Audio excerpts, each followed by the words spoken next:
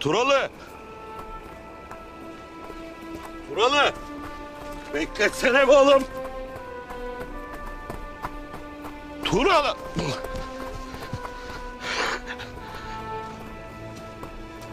Cesur bir çocuk.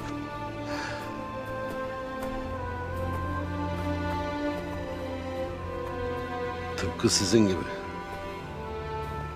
Ertuğrul Bey'im sizi bana getirdiğinde siz de böyleydiniz.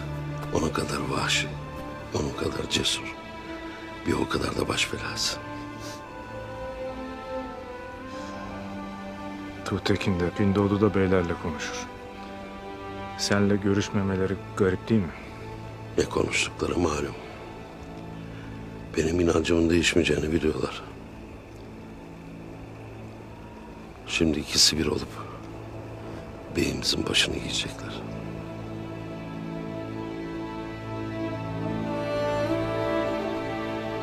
Bismillahirrahmanirrahim.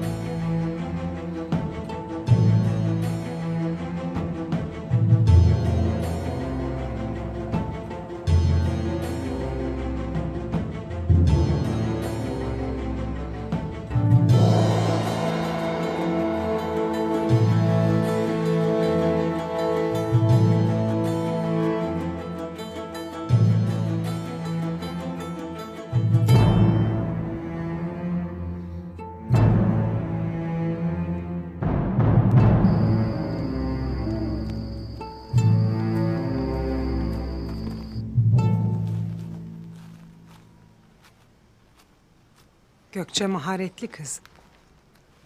Yakışmış sana da. Ben de tahmin etmiyordum bu kadar iyi bir iş çıkaracağını. Tuğtekin gözlerin başka bakar Gökçe'ye. Babanla konuşurum istersen. Şimdi değil ana. Şu Ertuğrul meselesini halledeyim, ondan sonra konuşuruz. Peki. Ne yaptınız? Konuştunuz mu beylerle, ne derler? Kayılar isteksiz. Alpler Ertuğrul Bey istiyor. Hayme Ana ne yapacağını bilemez halde. Deli Demir malum. Ya bizim beyler? Artuk Bey'den şüphelenirim. Ser verir sır vermez. Ya atsızla Ayhan? Ertuğrul gibi bir beyi kenarda tutmanın bedeli ağır olur der. Ertuğrul Başalpli'yi bırakmak istemiyor. Beyler de onu harcamak istemiyor. O halde yapılacak tek bir şey kaldı. Ne? Ertuğrul'un Alpliğini elinden alırsak bütün meseleyi halletmiş oluruz.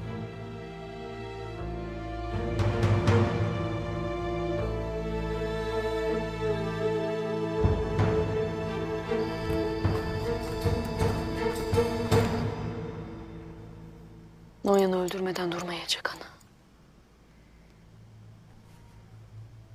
Lakin daha kötüsü var. Ne var? İlyana. Eliyle kılıç tutması imkansız. Ne olmuş eline? Noyan denilen pislik eline çivi çakmış.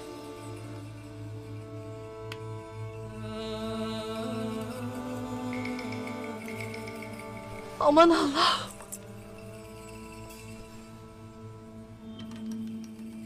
Aman Allah'ım. Aman Allah'ım. Bir erpusatsız ne eder?